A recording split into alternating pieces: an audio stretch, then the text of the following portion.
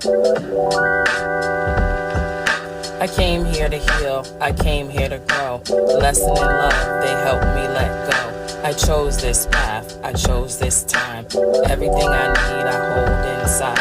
I came here to heal, I came here to grow. Lesson in love, they helped me let go. I chose this path, I chose this time. Everything I need, I hold inside.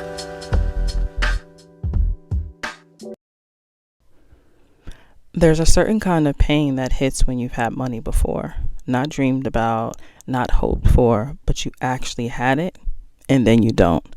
And see, when you've had money, losing it doesn't just mess with your bank account. It starts to mess with how you see yourself, that self-judgment, that self-worth. And I saw a post on Threads that just kind of like stopped me in my tracks.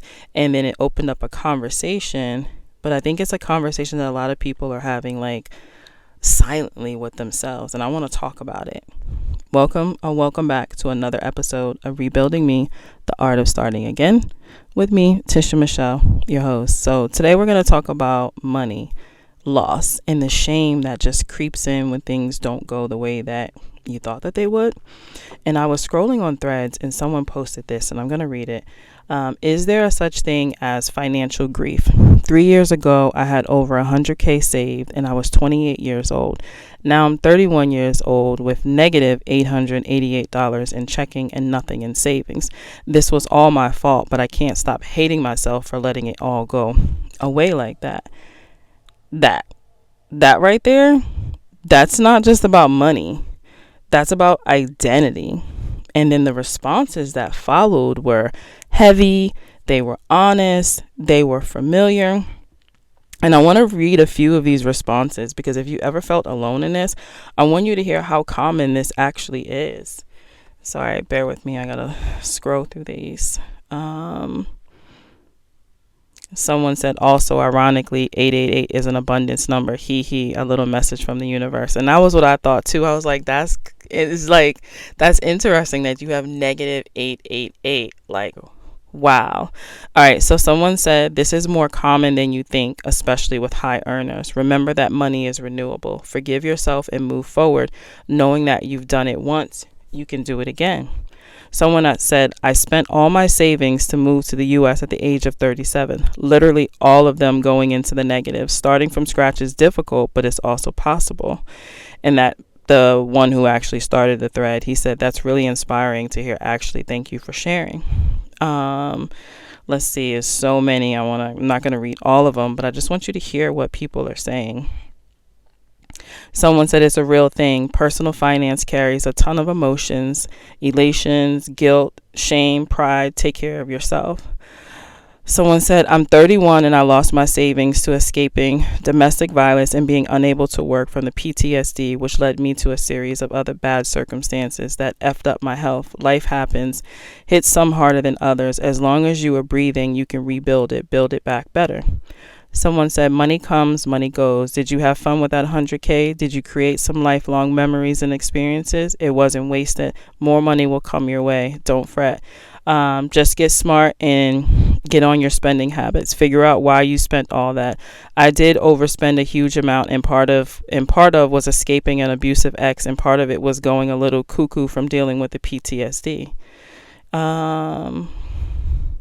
Someone said beating yourself up won't bring the money back. It only delays the rebuild. Then they said at 31, what you lost is recoverable. What you gained, awareness, humility, urgency, is expensive wisdom. Right now, your job is simple. Stop the bleeding, stabilize cash flow, rebuild one small win at a time. You are not your net worth, but you are the person who built it once. Someone said, hi, yes, I get nauseous when I think about it. I mishandled grief and live in debt now, and it makes me ill. It's led me to some good places and met some great people. But God, I wish I had many, so many other choices. I wish I could do it all over again.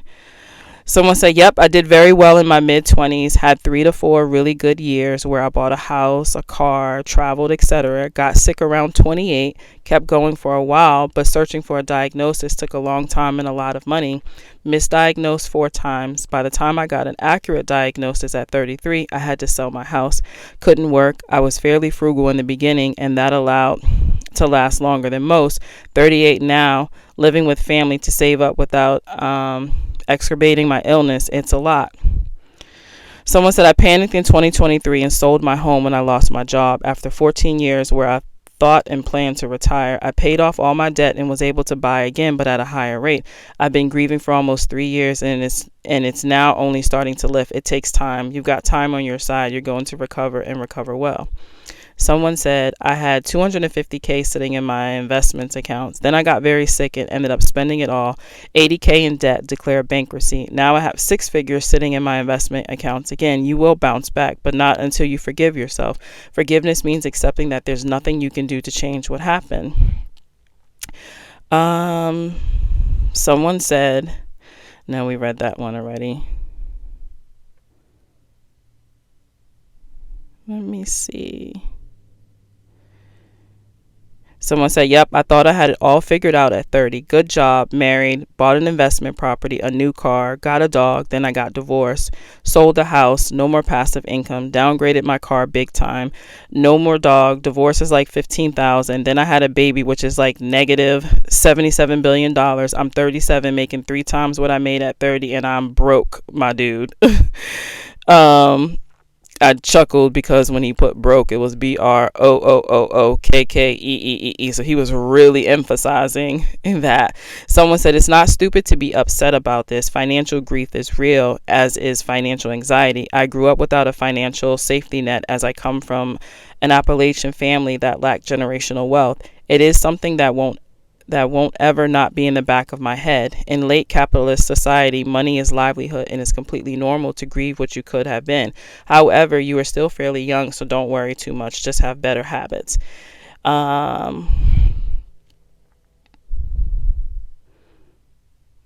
Someone said, it's grief over lost security, lost identity, lost future expectations, not just money. You're mourning who you thought you'd be at this age and the safety that savings represented. Shame shows up because our culture moralizes money, but regret does not equal worthiness. Now, there's hundreds and hundreds, of comments, and I would love to read them all, but that's not what we're gonna do. All right. And anyway, so after reading all of that, what hit me wasn't just the loss. It was the self-talk, the I was stupid, this was my fault, that belief that somehow you should have known better. And I want to talk about both sides of this conversation because I feel like they don't really get talked about together. Like there's like the two sides of like financial loss. There's one kind of loss that comes from stability disappearing. Like you had a job, you were paying your bills, you were doing everything, air quotes over here, right. And then something happens. You get sick, your spouse dies, you get laid off, a parent needs care, life just shifts. And then suddenly you find yourself upside down, right? And that loss comes with grief. It comes with fear. It comes with that survival mode. But there's another kind of loss that I feel like it doesn't get as much compassion. And that's the loss that comes after having a lot of money from selling a business, an inheritance, a payout, a big win. And then it's done. It's gone. And that loss comes with a different, I like to say like a different flavor of shame, because now the story becomes, I should have managed it better. I should have protected. I should have known how to grow it. And your girl over here, I know that one personally. I had a large sum of money, come into my life from selling a business. And today I don't have anything tangible to show for it. Nothing. And I've had to sit with that. And this is what shame does with money. It convinces you that the loss says something permanently about you. You're irresponsible. You can't be trusted with abundance. That if you get another opportunity, you're just going to mess that shit up again. And that shame, it don't motivate growth at all. It actually freezes you. And I'm speaking from experience. It keeps you stuck replaying old decisions instead of, starting to create or like build new ones. You're just going in that loop. And what I've learned, and I'm also still learning, is you made the best decision you could with the awareness, the nervous system, and the information that you had at the time, right? And that doesn't mean that the decisions were perfect. But what it does mean is that those decisions were human. And the moment you forgive yourself, dead ass really forgive yourself, it's like something shifts. because forgiveness isn't about excusing the past in those situations. It's about releasing the belief that you just disqualify, or that you're disqualified from like future abundance. And that's what I was thinking, instead of looking at it like, if you made money once, that ability didn't go anywhere. It might come back differently through a different vehicle, or with different boundaries and more wisdoms, but it's still there.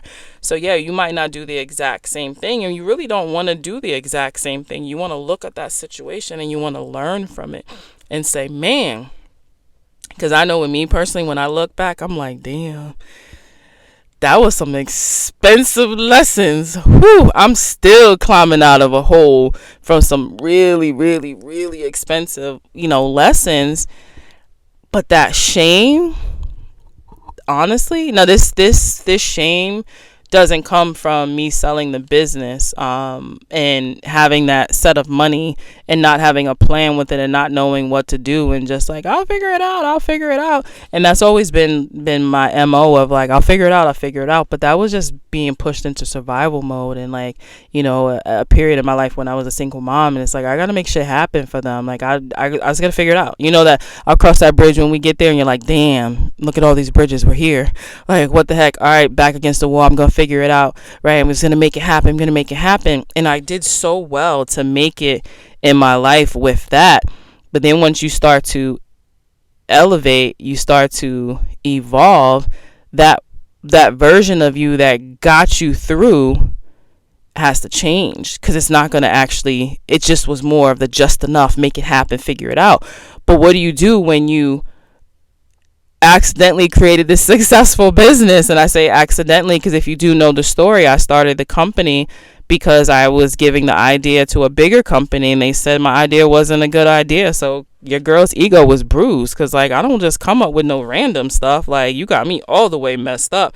So since you don't want it and you say it's not a good idea, I'm going to prove to you that my idea is a good idea. Instead of proving to myself, I was trying to prove them wrong.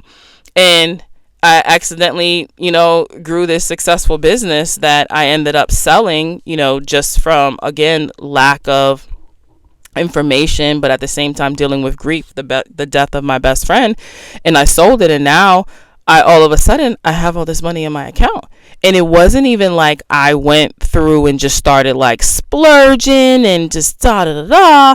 I mean, there was things that needed to be paid off. That was connected to the business and stuff like that. I bought a car because at the time I was actually renting a car because my car broke down, and it was like, okay, it doesn't make any sense to put the money into this. And I just was paying for a rental. And when that wire hit, I took a Uber. Ended up taking an Uber because I didn't have the rental. 3 days? I didn't have a rental. I just like Ubered where I needed to go, and I Ubered and went and bought a car. And I didn't stop to think. I just knew I needed a car, and I was tired of paying to rent. So I was like, look, I'm looking for a SUV. Yeah, because I'd be like something be like SVU. I was looking for a SUV, just so it's enough room, and that was all the qualifications I had from it. I just sat and I just got the car, took the Uber there, got it, drove off with it, done. I didn't stop to think about the price and to shop around and just say, do you even want to purchase a car straight up right now and spend this amount of cash? And I want to say it was like 29K or something, or do you want to actually just maybe finance it and take that money to invest? I didn't have there was none of those thoughts. My thought was just, boom, you need a car because you've been doing this and you can't do this no more. You sold the business, go buy the car. So all of my actions were just figure it out, make it happen. It was not, okay, Tisha, you have all this money. You've never had this amount of money before. What do you do with it? Do you invest? What is that? None of that was even a thought. It wasn't even a thought because this was an accidental, business is what I'm saying. So there was no planning and no any of it. And it's the most amount of money that I had at one time in my life. And I just was, paid some things off and was just going about, and then I felt myself not having any money and like no job, no other business, no nothing. And I was like, what in the heck? Like, what in the heck? But at the same time, I was also dealing with grief from my best friend dying, and then this new version of me starting to emerge, and it was all of my spirituality. This was spiritual awakening, and then there was the holistic work and all these gifts and all this stuff that was just happening. And next thing you know, I'm like, I don't have anything in a savings of any sorts, and I didn't really feel too quote unquote bad about that in that moment, because at the same time this new version has stepped forward, and I was doing readings, and then I started with like retreats and just different things. So I didn't really focus I didn't really realize that until some things happened, and I said, wait a minute, I had this, why didn't I was so hard on myself. And I'm like, you should have did this, you should have did that. But the reality is, when I really get logical and think back of it, that wasn't even my mindset. I wasn't around anybody that was investing and doing the real estate, because that stuff came later. That stuff came 18, 19, 20. That stuff came 3 years later. It came 3 years later. But where my real shame came from was where I thought that I was actually stepping into something that was going to, really create this generational wealth for me and really just like set me up. But I also did it with the same mindset of like, I'll just figure it out. I'll figure it out. And I even had people around was like, oh, just lock it up. You'll figure it out. You'll figure it out. And it was like a different people's process that I was also taking in. And this is not to blame anyone. This is just saying, when you're just absorbing things around you and not actually stepping back and doing like full blown, like whether it's research, and the time for me to overthink things was that time, and that was the time that I did not overthink. I just jumped. I was like, dang. But anyway, so I got into a lot of debt. When the plan A didn't go the way that it was, and I didn't have another pivot, because I've also never experienced anything this before, and it got so overwhelming. And for 2 solid years I've been frozen. I was frozen for 2 years, not knowing what to do, not seeing a way out. But it was mainly because I had so much shame around it. Not showing up on podcasts, not posting on social media, because I felt like everybody knew that I had this debt and that I owed all of this money. And none of that made logical sense, because the only people that knew about it was anybody that was just connected. And it's not like it's tons of people, right? But in my mind, that's what it felt like. How dare you post content that can help somebody when you should be figuring out how to get out of this debt? That was my thought process for 2 solid years, until I finally was like, get your shit together. And this is something that I used to say, and if you're like an OG from Seeing With Your Soul, you would have heard me say that when I talk about like having these experiences in life. Like, we're all here to evolve and grow and operate from a place of love, and we're here to learn lessons. But in order to learn the lesson, you have to have that experience, and you choose how long you have that experience, and if you have it again. Because you can either be like, I'm never going to do that shit again because I don't like the way that feels. So now you're doing everything possible to not do that, right? So there's that. And then you determine how long you're in that experience. For me, it was 2 years. I sat in fucking shame. Like, what? 2 years was going by, and I was paralyzed from shame, from like, I shouldn't have did this. I should have just did this. I knew I shouldn't have done that. Like, if you knew that, then you would have done that then. Because there's like certain situations where it's like, I'm looking back and I'm like, that was what I had, and I moved off of that.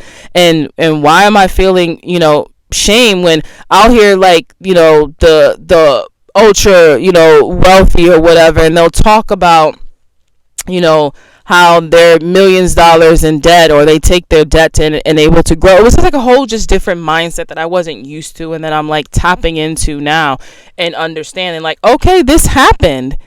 What can you do? You can't go back and change it, but you can move forward. And you have to figure it out. And one of the biggest thing was having conversations with people, which is really, really uncomfortable, but that's the best thing that you can do. And there was a period where I wasn't saying anything, and that definitely wasn't Tisha, but I was so paralyzed with this damn shame. So I'm saying all this to say is that shame is not helping you at all.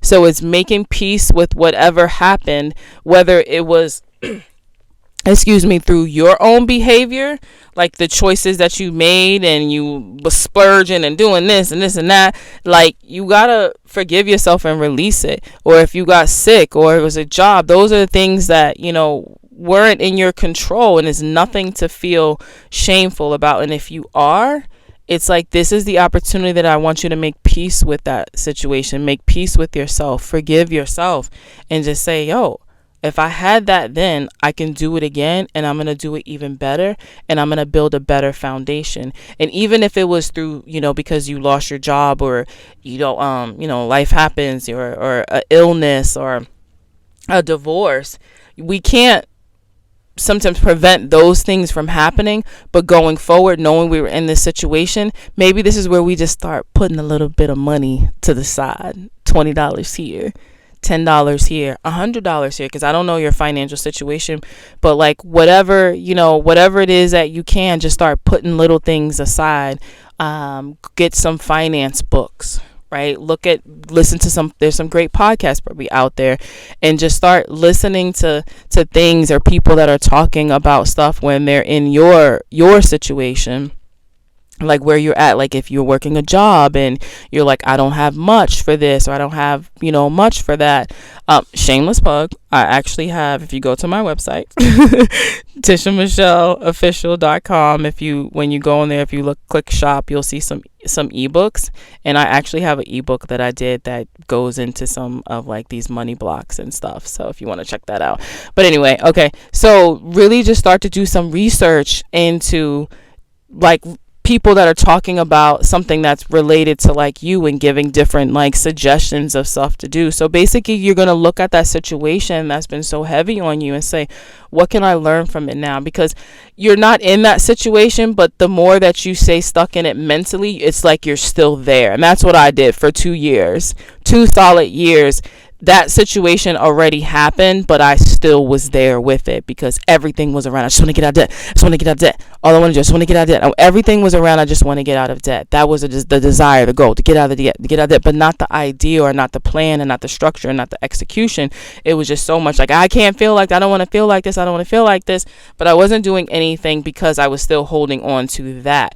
So my friends, we got to release that. We got to release that. It's happened. It's done. It's over with. We're going to learn as much as we can from that. And we're going to move forward. And we're going to move forward so much more better, because we're going to lay down a better foundation, and a foundation that's not built off of shame or guilt or anything, because it's not doing you any good, and it's not doing me any good. So if you're sitting in financial grief right now, because financial grief is a real thing, whether you lost stability or you lost a windfall, I want you to know that you're not alone in this experience. However, more importantly, this chapter, this space, I don't want you to look at it as evidence of, air quotes, failure. I want you to look at it as data. It's information. You're collecting data, and that's all. That's a lot of what life is collecting data, and then using that data, because information can be used. So we're going to be talking more about this and more about rebuilding money, but rebuilding money without rebuilding the shame. So until next time, love you guys. Thank you for tuning in to Rebuilding Me, the sacred art of starting again. If this episode spoke to your soul, be sure to subscribe, leave me a review, and most importantly, share it with someone who's on their own journey of remembering who they are. And just know, you're not alone, and you never have to start from scratch. You're starting again, but this time with wisdom. Until next time, stay open, stay grounded, and trust your rebuild. And if you need help navigating this journey, make sure to visit www.tishamichelleofficial.com and book a sacred reset session.